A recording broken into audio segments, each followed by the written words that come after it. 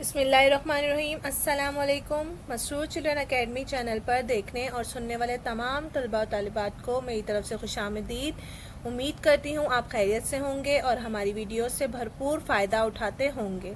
हम उम्मीद करते हैं हमारी वीडियोस आपको अच्छी तरह से समझ आती होंगी और ये आपकी पढ़ाई में आपको मदद देती होंगी। आज हम फिर एक नए मौजू के साथ अपने अज़ीज़ तलबा और तालिबात से मुखातिब हैं और आज का हमारा मौजू है खुलासा या फिर तलखीस निगारी।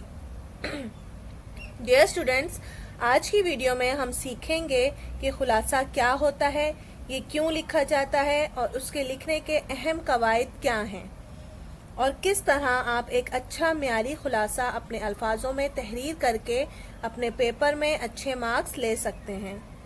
इससे पहले हम आपको ये बता दें कि खुलासा निगारी आपके उर्दू नसर के पेपर का अहम सवाल होता है जिसे आप अटेम्प्ट करते हैं और अपनी मर्जी से छोड़ नहीं सकते हैं। तो सबसे पहले हम चलते हैं खुलासा की बाकायदा तारीफ की तरफ। किसी चीज़ को मुख्तसर मगर मायने खेज तहरीर में लिखना खुलासा कहलाता है। खुलासा करने को तलखीस निगारी भी कहा जाता है।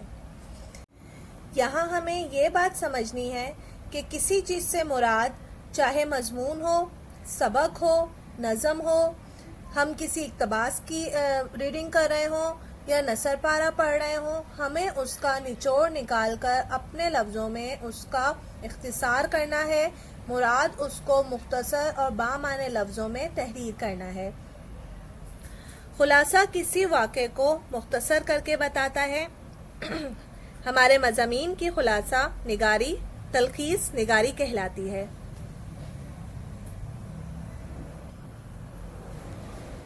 किसी चीज़ को कम अल्फाजों में मगर ऐसे अल्फाजों में जिनका बाकायदा मतलब बनता हो उन तहरीर में लिखना, मुख्तसरन तहरीर में लिखना खुलासा कहलाता है।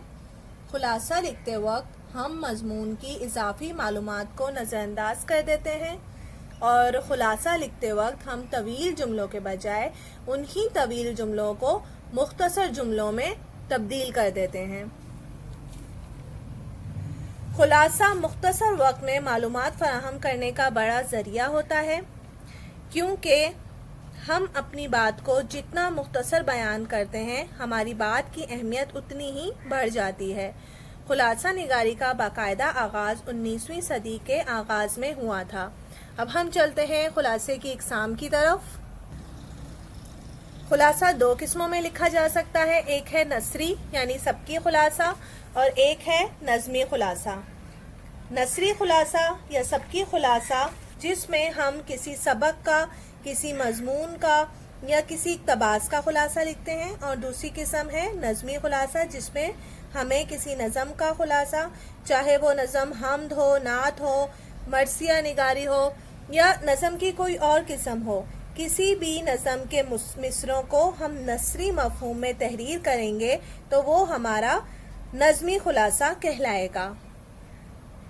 अब हम देखते हैं कि खुलासा लिखने के कवायद क्या हैं, इसके कवानीन क्या हैं। जैसा कि आप जानते हैं कि हर काम करने के कुछ असूल व कवायद होते हैं, इसी तरह खुलासा निगारी के भी कुछ अहम कायदे होते हैं। हम जानेंगे कि वो कौन से असूल व कवायद हैं जिन पर अमल पैरा होकर हम एक अच्छा और मियारी खुलासा अपने अल्फाजों में तहरीर कर सकते हैं। चलते हैं इन पॉइंट्स की तरफ। पहला पॉइंट है सबक का या नज़म का अच्छी तरह से बगौर मुताला करें। आप अपने सबक को या अपनी नज़म को अच्छी तरह से 2 से 3 बार आपने बगौर पढ़ना है। बगौर पढ़ने से मुराद कि आपका पूरा ध्यान आपके सबक पर होना चाहिए। 2 से 3 बार जब आप उस सबक को रीड करेंगे तो आपको पता चलेगा कि मजमून किस बारे में है, ये सबक किस बारे में है।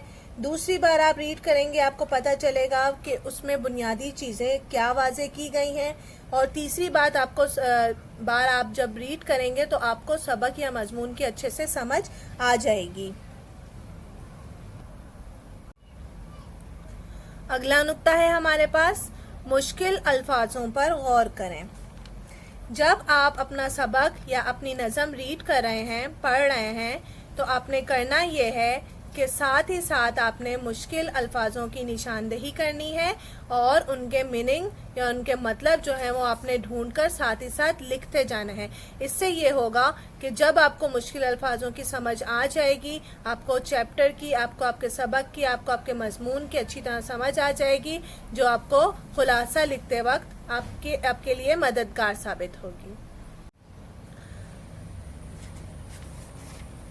اگلا نقطہ ہے ہمارے پاس اہم نکات کی نشاندہی کریں.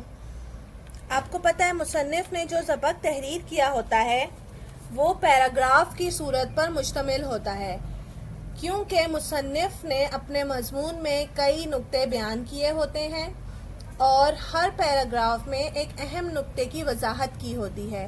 آپ نے اس پیراگراف کو ریڈ کر کے اس اہم نقطے کو، اس اہم مرکزی نقطے کو نکال لینا ہے.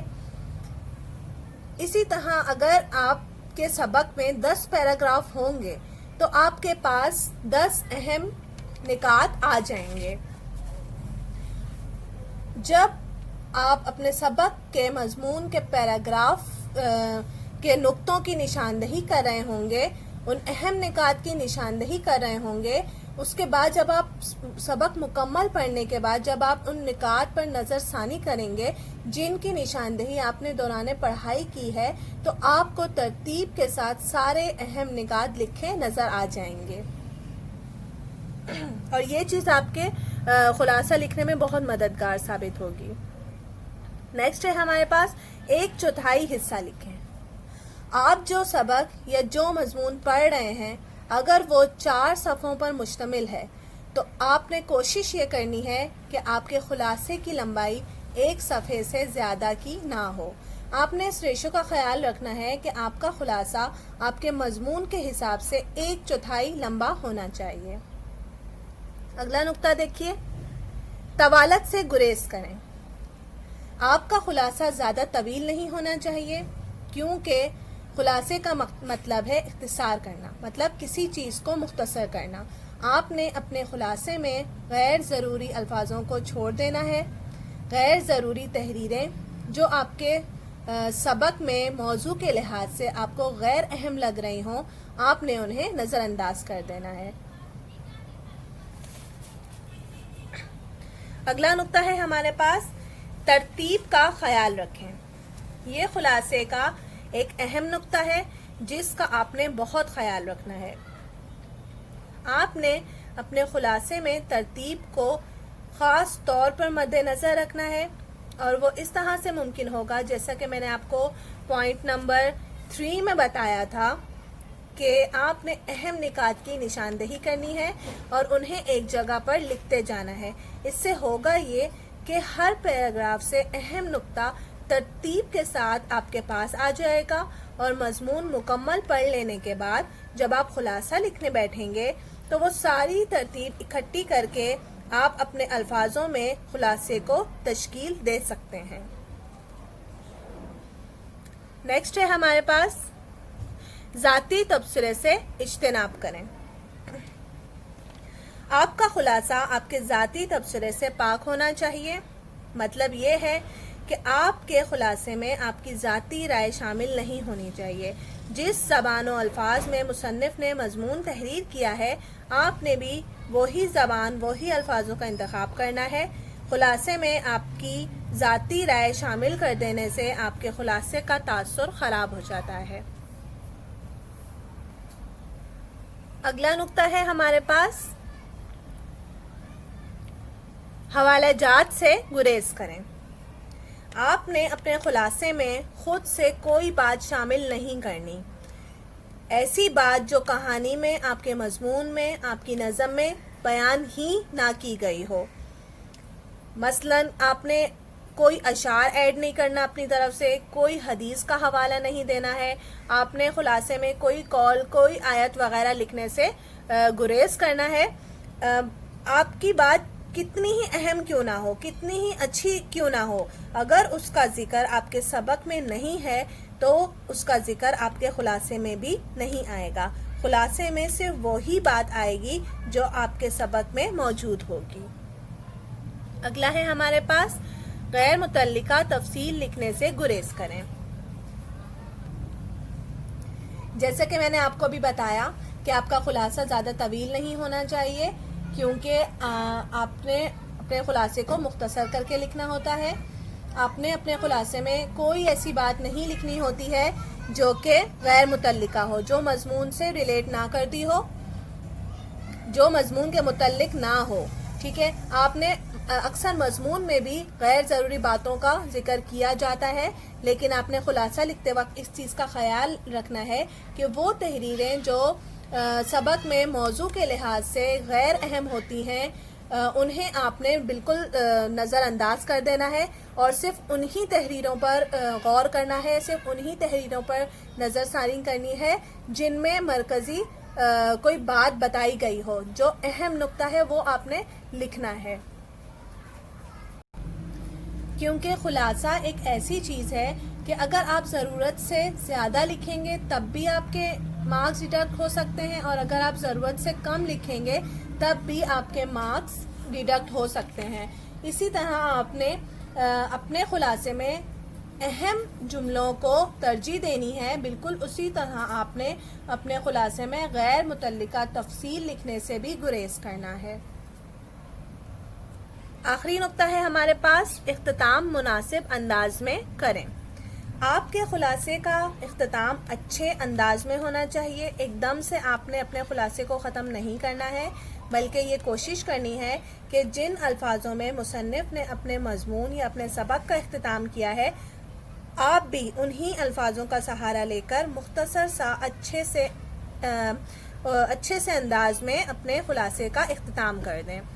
یہ تھے وہ اہم نکات یا وہ اہم اصول جن پر عمل پیرا ہو کر ایک اچھا خلاصہ، ایک اچھا معیاری خلاصہ ہم لکھ سکتے ہیں اور اچھے مارک حاصل کر سکتے ہیں۔ اس کے علاوہ بھی ہمیں کچھ باتوں کا خیال رکھنا پڑتا ہے، جیسے کہ ہمارے خلاصے میں املا کی غلطیاں نہیں ہونی چاہیے، ہمارے خلاصے میں ہماری جو لکھائی ہے، رائٹنگ ہے، وہ صاف ہونی چاہیے۔ آپ کو میں یہ ایک بات بتا دوں کہ اردو کے پیپر میں آپ کی جو رائٹنگ ہے یہ بہت معنی رکھتی ہے۔ اگر آپ کی رائٹنگ خراب ہوگی تو آپ جتنا اچھا، جتنا معیاری لکھ لیں، آپ کے مارکس کٹ جائیں گے۔ آپ نے اپنی رائٹنگ پہ بہت توجہ دینی ہے اردو میں اچھے مارکس حاصل کرنے کے لیے، اور آپ نے قواعد و گرامر کی، آپ نے املا کی غلطیاں نہیں کرنی ہیں۔ دوسرا یہ کہ آپ کا خلاصہ سبق جو ہے وہ جس زمانے میں لکھا گیا ہے، مصنف نے جس زمانے میں لکھا ہے، چاہے وہ ماضی کا زمانہ ہو، چاہے وہ حال کا زمانہ ہو، یا مستقبل کے بارے میں کوئی بات بیان کر رہے ہوں، تو آپ نے بھی اسی زمانے کو لے کر چلنا ہے، آپ نے زمانے کو تبدیل نہیں کرنا ہے۔ اس کے علاوہ آپ کے خلاصے میں ہیڈنگز نہیں ہوتی ہیں، ٹھیک ہے، آپ نے خلاصے میں ہیڈنگز کا استعمال نہیں کرنا ہے، مصنف کا آپ نے تعارف نہیں کروانا ہے خلاصے کے اندر۔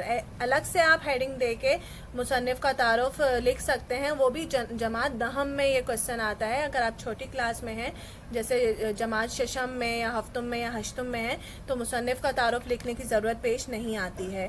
اس کے علاوہ آپ نے خلاصے کا نتیجہ نہیں نکالنا ہے کہ مصنف نے اپنے مضمون میں کن پہلوؤں کی عکاسی کی ہے، یا مصنف ہمیں کیا نصیحت دینا چاہتے ہیں۔ یہ چیزیں مرکزی خیال میں آتی ہیں، یہ چیزیں خلاصے میں نہیں آتی ہیں۔ خلاصے میں آپ کے مضمون کا مختصراً حوالہ ہم دے رہے ہوتے ہیں مختصر کر کے، تو یہ چیزیں ہمیں نظر انداز کرنی ہے کہ مصنف نے کن پہلوؤں کی عکاسی کی ہوتی ہے، یا وہ ہمیں کیا نصیحت دینا چاہ رہے ہوتے ہیں، کیا سبق مل رہا ہوتا ہے ہمیں اس مضمون سے۔